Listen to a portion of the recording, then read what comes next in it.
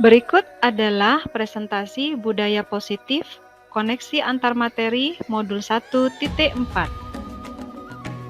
Assalamualaikum warahmatullahi wabarakatuh. Saya Sriati SPD, calon guru penggerak angkatan 7 dari SMP Negeri 2 Panarukan, Kabupaten Situbondo. Berikut adalah presentasi kesimpulan peran guru penggerak menciptakan budaya positif. Menurut filosofi Ki Hajar Dewantara, dalam proses menuntun, diri anak perlu merdeka dalam belajar serta berpikir. Dituntun oleh para pendidik agar anak tidak kehilangan arah serta membahayakan dirinya. Semangat agar anak dapat bebas belajar, berpikir, agar dapat mencapai keselamatan dan kebahagiaan.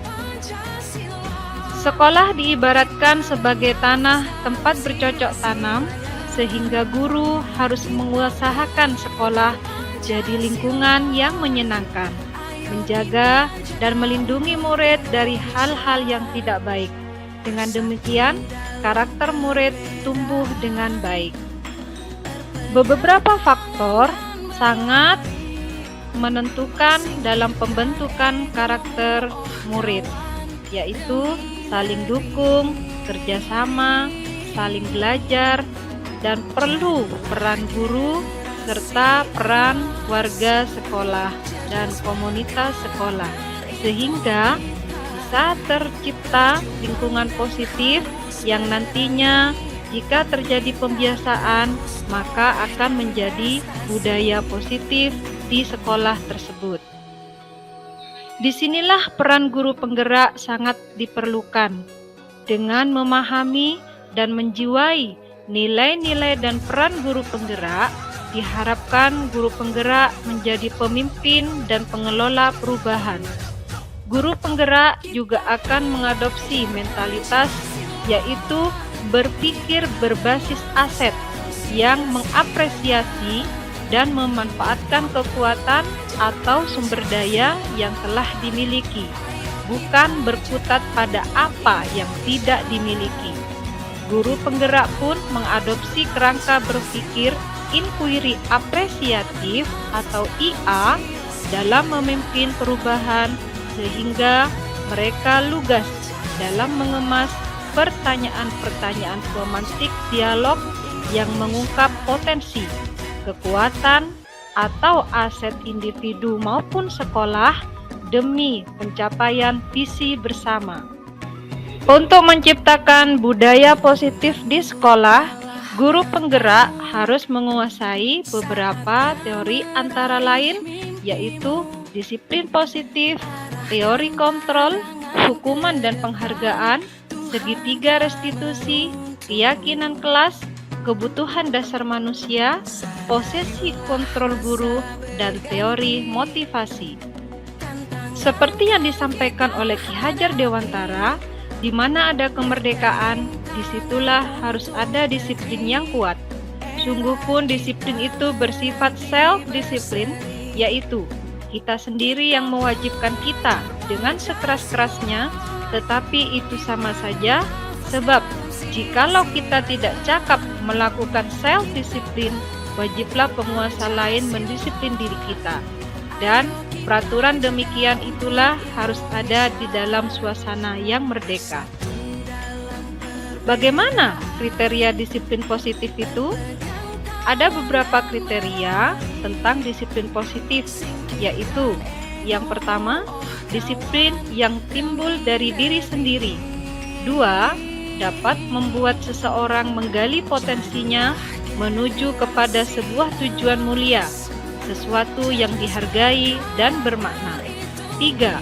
Mempelajari bagaimana cara mengontrol diri dan menguasai diri untuk memilih tindakan yang mengacu pada nilai-nilai yang dihargai agar tercapai tujuan mulia yang diinginkan. 4. Murid yang memiliki disiplin diri berarti mereka bisa bertanggung jawab terhadap apa yang dilakukannya karena mereka mendasarkan tindakan mereka pada nilai-nilai kebajikan universal. Berikutnya tentang posesi kontrol guru. Yang perlu dipahami agar tidak salah konsep, ilusi guru mengontrol murid. Kita tidak dapat memaksa murid untuk berbuat sesuatu jikalau murid tersebut memilih untuk tidak melakukannya. Yang kedua, ilusi bahwa semua penguatan positif efektif dan bermanfaat. Ternyata dalam jangka waktu tertentu, kemungkinan murid akan menyadari dan mencoba untuk menolak bujukan guru. Jadi murid tersebut menjadi tergantung pada pendapat sang guru untuk berusaha. Yang ketiga, ilusi bahwa kritik dan membuat orang merasa bersalah dapat menguatkan karakter. Ternyata, menggunakan kritik dan rasa bersalah untuk mengontrol murid menuju pada identitas gagal. Yang keempat, ilusi bahwa orang dewasa memiliki hak untuk memaksa. Perilaku memaksa tidak akan efektif untuk jangka waktu panjang, dan sebuah hubungan permusuhan akan terbentuk. Berikutnya tentang motivasi perilaku manusia. Ada 3 hal yang memotivasi manusia untuk berperilaku. Yang pertama adalah untuk menghindari ketidaknyamanan atau hukuman. Yang kedua, untuk mendapatkan imbalan atau penghargaan dari orang lain. Yang ketiga, motivasinya karena didasari untuk menjadi orang yang mereka inginkan dan menghargai diri sendiri dengan nilai-nilai yang mereka percaya. Motivasi ketiga inilah yang harus kita tanamkan kepada murid-murid kita agar menjadi motivasi intrinsik. Berikutnya tentang hukuman dan penghargaan. Penghargaan maupun hukuman adalah cara-cara mengontrol perilaku seseorang yang menghancurkan potensi untuk pembelajaran yang sesungguhnya. Secara ideal, tindakan belajar itu sendiri sesungguhnya adalah penghargaan. Tindakan memberikan penghargaan yang nilainya sama dengan menghukum seseorang. Berikutnya tentang restitusi. Restitusi sebuah pendekatan untuk menciptakan disiplin positif. Restitusi adalah proses menciptakan kondisi bagi murid untuk memperbaiki kesalahan mereka sehingga mereka bisa kembali pada kelompok mereka dengan karakter yang lebih kuat. Restitusi juga merupakan proses kolaboratif yang mengajarkan murid untuk mencari solusi untuk masalah mereka dan membantu murid berpikir tentang orang seperti apa yang mereka inginkan dan bagaimana mereka harus memperlakukan orang lain. Berikutnya tentang kebutuhan dasar manusia. Ada 5 kebutuhan dasar manusia yang harus dipenuhi, yaitu yang pertama, kebutuhan bertahan hidup atau survival. 2, kebutuhan kasih sayang dan rasa diterima atau love and belonging. Yang ketiga, kebutuhan akan kebebasan atau freedom. Yang keempat, kebutuhan kesenangan atau fun. Dan yang kelima, kebutuhan penguasaan atau power. Yang harus diketahui selanjutnya yaitu tentang keyakinan kelas. Apa itu keyakinan kelas? Keyakinan adalah nilai-nilai kebajikan universal yang disepakati secara tersirat dan tersurat lepas dari latar belakang suku, negara, bahasa, maupun agama. Nilai-nilai kebajikan bahwa menekankan pada keyakinan seseorang akan lebih memotivasi seseorang dari dalam. Seseorang akan lebih tergerak dan bersemangat untuk menjalankan keyakinannya daripada hanya sekedar mengikuti serangkaian peraturan tertulis tanpa makna. Berikutnya yang harus dipahami tentang segitiga restitusi. Nah, segitiga restitusi adalah tahapan-tahapan untuk memudahkan para guru dalam melakukan proses restitusi itu sendiri. Ada 3 tahap. Yang pertama adalah menstabilkan identitas, yang kedua validasi tindakan yang salah, dan yang ketiga adalah menanyakan keyakinan. Berikut adalah refleksi pemahaman tentang budaya positif.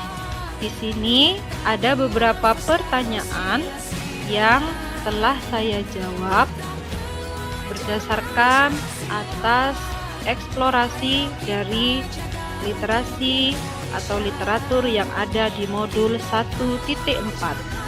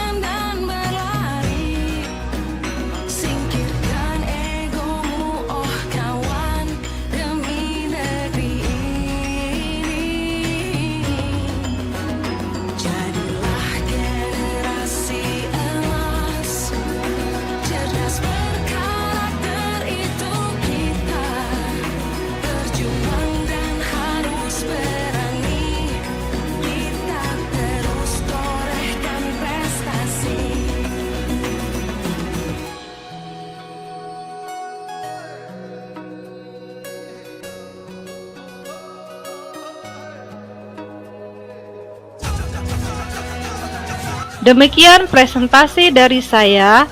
Salam guru penggerak, tergerak, bergerak, menggerakkan. Wassalamualaikum warahmatullahi wabarakatuh.